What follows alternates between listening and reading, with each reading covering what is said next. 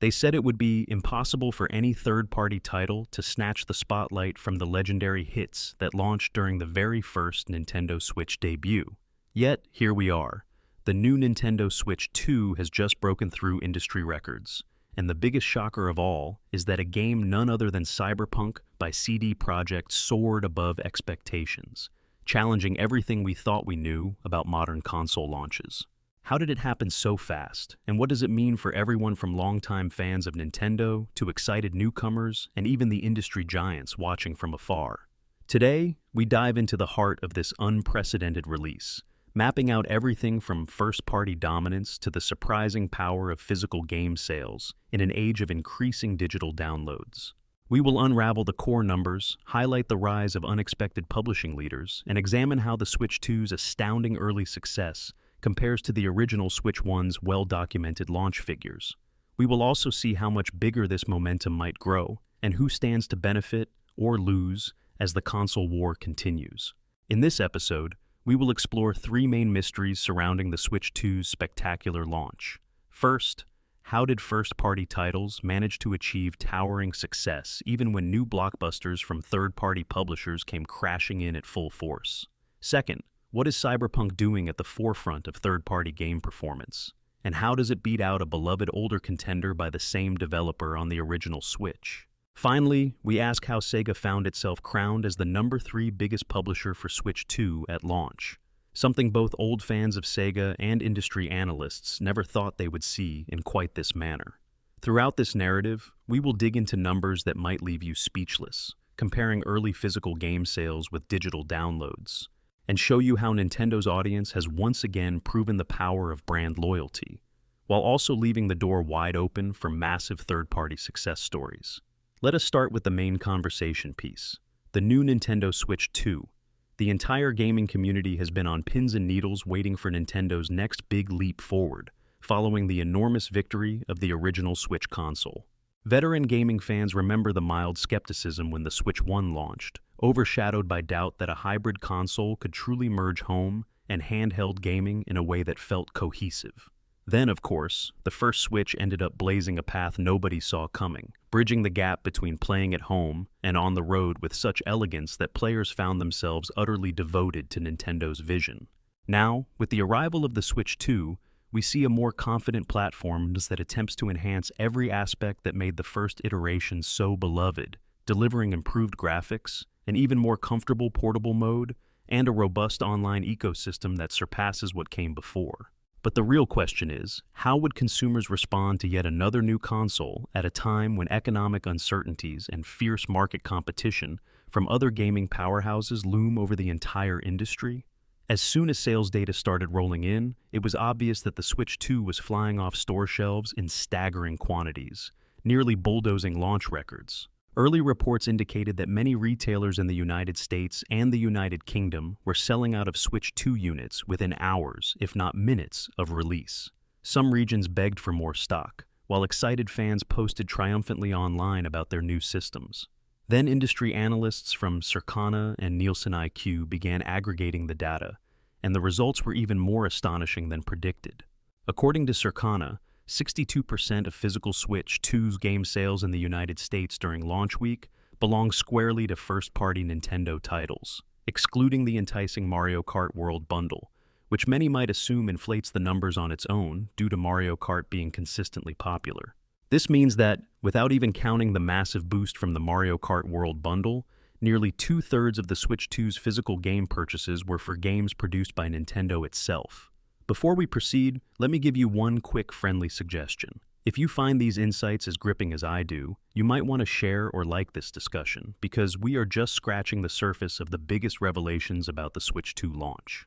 These statistics are the start of a story with deeper twists and turns yet to come, so stay tuned. But hold on, that was just the first big reveal. Over in the United Kingdom, Nielsen IQ reported even more captivating figures. During the launch week for the Switch 2, first-party games accounted for 48% of all physical game sales in the region, if we exclude the Mario Kart World bundle. That is nearly 1/2 of all game sales directly tied to Nintendo's in-house creations. A staggering show of brand loyalty and purchasing power, especially when other big third-party titles were also dropping. But wait, if you include the Mario Kart World Bundle in the calculations, the share of first-party Nintendo titles in the United Kingdom soared to 86%. Let that sink in. Well over 4/5 of physical games sold for the Switch 2 belong to the iconic house of Mario, Zelda, and countless other beloved franchises. That figure could sound bizarrely high in the modern gaming world, where digital downloads appear to be gaining unstoppable momentum. And yet, the Switch 2's early adopters have proven that the demand for tangible, collectible Nintendo games is as high as ever. To get a sense of perspective, we should compare these remarkable Switch 2 stats to the original Switch 1's performance at launch. According to Nielsen IQ, when the Switch 1 first hit the market, a whopping 89% of physical game sales in the United Kingdom during its initial launch period were first-party releases. That is obviously an immense chunk. Meanwhile, in the United States, the first month of Switch 1's life saw 81% of US physical game sales dominated by Nintendo's own stable of titles, as reported by Circana. So, while the Switch 2 is showing extremely strong first-party performance, it is not actually outstripping the original hybrid console's jaw-dropping start, at least in those early weeks. But let us keep in mind that times have changed. The Switch 1 came out when few people fully understood how big it was going to be. There was no global inflation spike in quite the same manner, and digital distribution was not as popular as it is now. The fact that the Switch 2 is matching, or even coming near these stratospheric first-party numbers, is, by itself, astonishing, especially as the industry environment transforms around us. Meanwhile, the original Switch 1 was driven heavily by The Legend of Zelda, Breath of the Wild, Splatoon, and the phenomenon that was Mario Kart.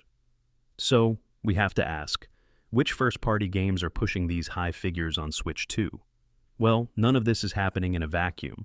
The entire Nintendo Legacy library has massive weight behind it, from Mario to Kirby, from well-known spin-offs to bold new directions.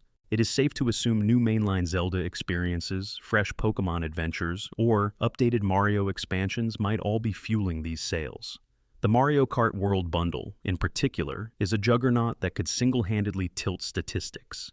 Needless to say, Nintendo fans appear to be once again rewarding the company's consistent track record of polished, addictive, family-friendly gaming experiences that remain bestsellers for years. Now, if you are the type of person who loves seeing underdogs, or at least outside publishers, muscle their way into the Nintendo spotlight, prepare for a surprise that might make you want to subscribe and follow along for deeper dives.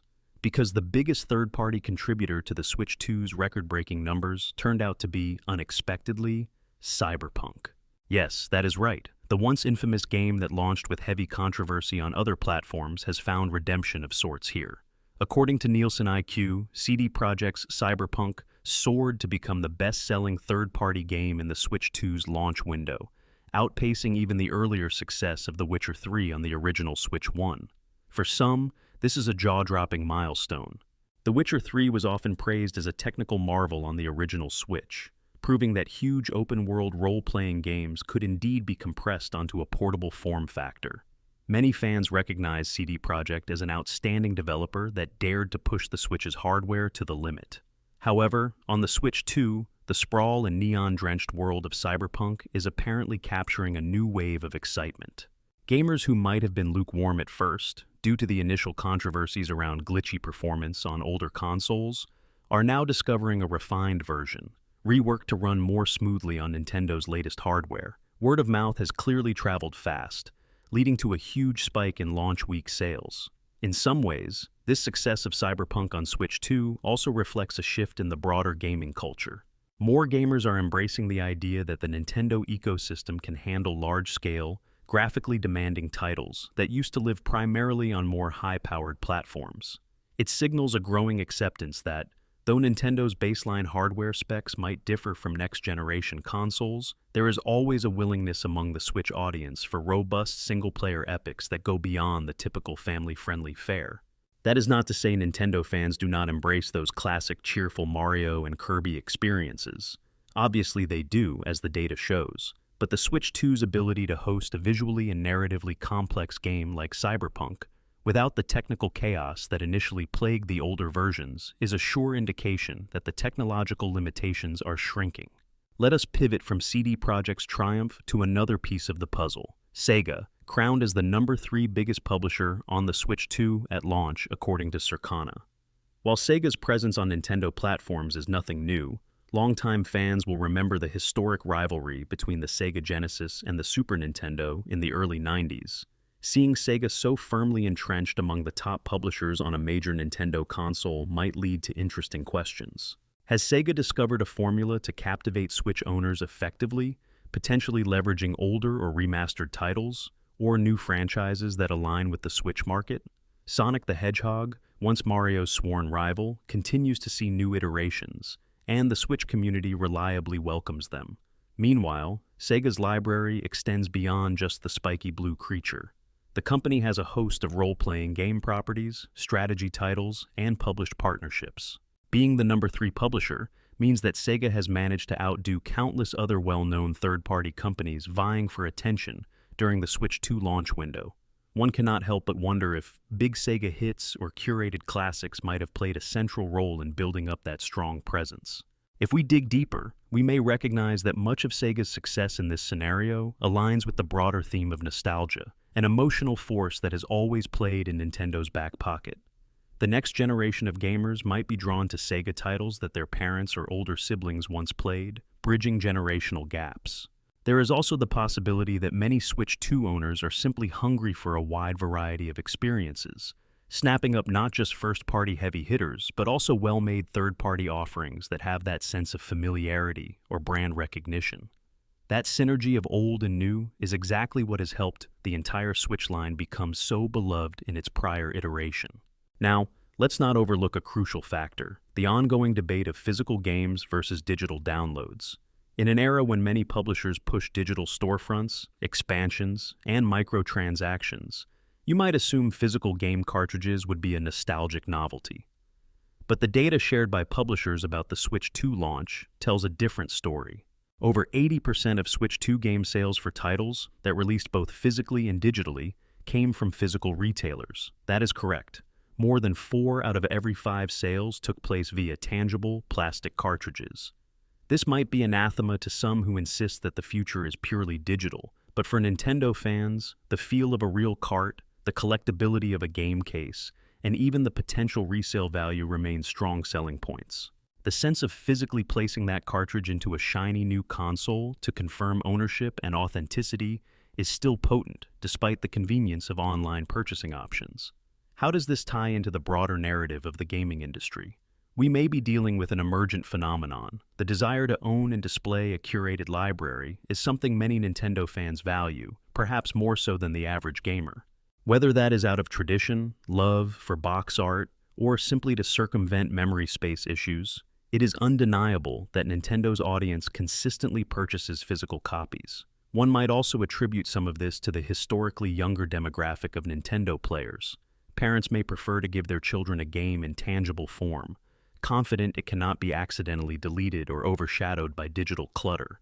Another reason might be the sense of social bonding that arises from physically sharing cartridges with friends and family. Either way, the result is that, for the Switch 2's debut, physical sales are roaring with unstoppable might, confounding those who predicted that physical media was doomed to fade away. One might next wonder, with first-party Nintendo titles ruling the roost, third-party juggernauts like Cyberpunk, proving there is room to excel on the Switch 2, and publishers like Sega muscling into top-tier positions, what does the future hold? Could we see an even more diverse library for the Switch 2 if such positive momentum continues? Or does the success of so many first-party titles mean it will remain tough for lesser-known or smaller-scale studios to stand out in a console ecosystem so thoroughly dominated by Nintendo's classics?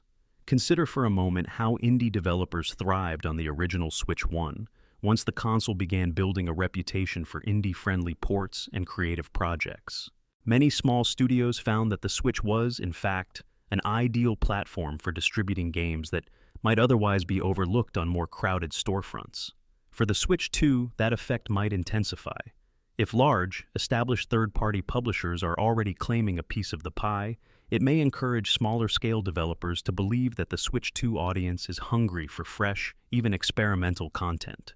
Meanwhile, consumers appear to be more than willing to expand their collections beyond the standard Nintendo exclusives, especially if the console's performance is robust enough to handle more complex or visually intense titles.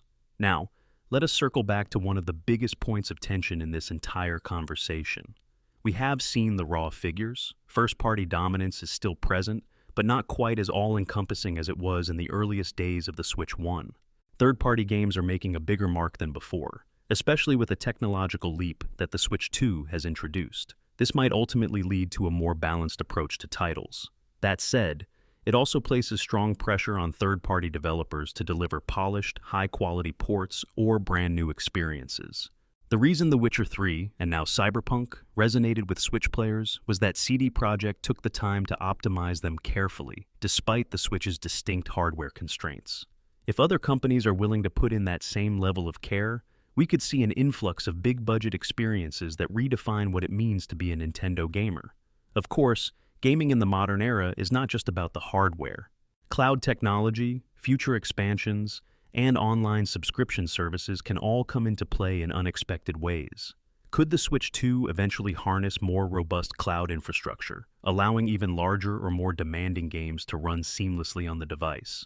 These are the questions that many are asking, especially as the console generation continues to unfold. A real advantage for Nintendo might be a synergy between stable local performance for offline play and the ability to experiment with advanced streaming for certain giant titles. That is the sort of strategy that might open up a new dimension for Switch gamers while, ironically, not overshadowing the now well-entrenched preference for physical purchasing. Yet, each answer to these riddles leads to another question. Will Nintendo choose to ramp up production of the Switch 2 to meet surging demand immediately, or maintain an intentional sense of scarcity in certain regions, fueling further hype? The Big N has been known to keep supply just below the feverish demand in prior generations, either due to manufacturing constraints or marketing strategy. If the console continues smashing sales milestones, keep an eye on the headlines to see if severe shortages hit during key shopping seasons. Such shortages can artificially inflate interest and lead to even more dedicated fans, but they can also alienate families who just want an accessible piece of hardware without having to wade through scalper territory. Let us also remember that if the Switch 2 is now out in full force, overshadowing the final chapters of the original Switch, this transition might lead to some cross-generation releases that define the next year of Nintendo's portfolio. For instance, certain late-generation Switch 1 games might also become early hits on Switch 2, bridging the gap for fans who do not want to upgrade immediately. This phenomenon happened in the past with the Game Boy and Game Boy Color, as well as the DS and 3DS transitions. The notion that Switch 2 is fully backward compatible, or so the rumor mill suggests, might also mitigate the pressure to immediately discard older titles. For a family of 5 that already invested in a library for Switch 1, it might be comforting to know that they can upgrade to Switch 2 at their own pace. However, those who are enthralled by the idea of cutting-edge features, or performance that can handle a sprawling open-world shooter like Cyberpunk without stutter, might well be convinced to move forward right away. Speaking of that unstoppable open-world epic, let us reflect on Cyberpunk's triumphant run one last time. It is a living example that a game that once endured scathing criticism for technical flaws on older machines can be given new life with a more powerful console and improved patches. If there is a moral to be gleaned here, it could be that the Nintendo crowd is open to second chances, especially if the final result is truly worth their money. This bodes well for future expansions, downloadable content, or new modes that might stretch the Switch 2's capabilities further. The same goes for other ambitious third-party efforts, which might follow in Cyberpunk's footsteps. Now, as we approach the final stretch, let us talk about the significance of Sega's position one more time. The number 3 biggest publisher on a Nintendo platform is not just about the revenue streams or raw unit sales, but also about brand synergy. Decades ago, the notion of Sega thriving under Nintendo's umbrella could have caused passionate fan outcry. Today, it is just part of a holistic gaming world in which lines are blurred and old rivalries have become collaborative partnerships. Sega's opportunities to continue climbing the ranks might revolve around how effectively they can spotlight iconic IPs or dig up treasured properties from the vault, giving them fresh coats of paint or brand new installments. The Switch 2 user base appears quite receptive, especially when it comes to nostalgic or creative experiences that resonate with multiple generations of players. Some might ask, can Sega's lofty ranking hold if other major publishers bring equally prominent games to the Switch too? Possibly yes. Competition will remain fierce, especially once the console has had a few months to settle in and the holiday season approaches. Nonetheless, capturing that top publisher momentum early in a console's life cycle often pays dividends well into the future. It means gamers become accustomed to seeing a publisher's brand on store shelves, online discussions, and special promotions. If Sega keeps delivering consistent hits, they may maintain or even improve upon that number 3 ranking, albeit with plenty of competition from other players in the industry. On an emotional level, the presence of strong third-party supporters underscores that Nintendo has learned from the past. After several hardware generations where third-party support lagged behind competing consoles, the original Switch was already an improvement in bridging that gap. Now, the Switch 2 is proving that big publishers and developers find Nintendo's platform not just viable, but profitable right from the outset. This is a massive pivot from older consoles that struggled to attract major third-party content. Finally, for those eager to remain at the forefront of all Nintendo Switch 2 revelations, including updates on upcoming games, expansions to the eShop, and new developer exclusives, the best thing to do is keep this conversation going.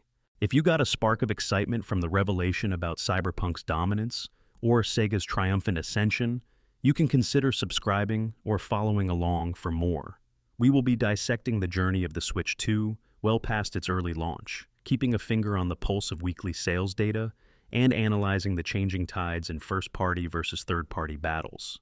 In summary, the Switch 2's launch is a tapestry of borderline astonishing numbers, with first-party games still reigning supreme in both the United States and the United Kingdom, and yet, cracks in that fortress are forming in thrilling ways.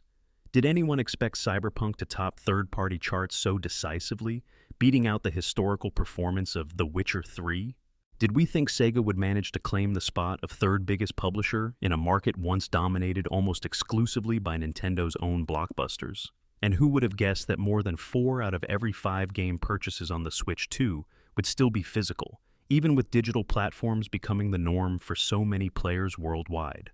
But here is the bottom line. Nintendo consistently fosters an environment where brand loyalty and collector enthusiasm flourish, while also proving hospitable to brave third-party releases that can flourish beyond the expectations set forth by other systems. Against all odds, the Switch 2 has set a dynamic stage, one that invites us to watch in fascination as the console era continues to evolve. As we wrap up this journey, one can only imagine what the next wave of blockbusters, both from Nintendo itself and outside publishers, will look like. Will Sega's momentum drive them even higher in the top publisher rankings? Will CD Projekt follow up Cyberpunk's improbable renaissance with expansions or brand new experiences on the Switch 2, hoping to replicate that massive success? Will more fans shift from physical to digital as the months go on, or remain steadfast to their beloved cartridges? These questions will shape the ongoing narrative of the Switch 2, ensuring the console remains a subject of constant conversation and speculation. For now, though, we stand on the threshold of a new era for Nintendo, one in which the brand enjoys unwavering devotion, while outsiders show they can leave huge footprints as well. If you thought the Switch 1 was unstoppable, get ready, because the Switch 2 launch data only hints at how massive this story is likely to become. The coming months promise more twists, sudden surprises, and perhaps 1 or 2 brand new bestsellers from unlikely corners of the gaming universe.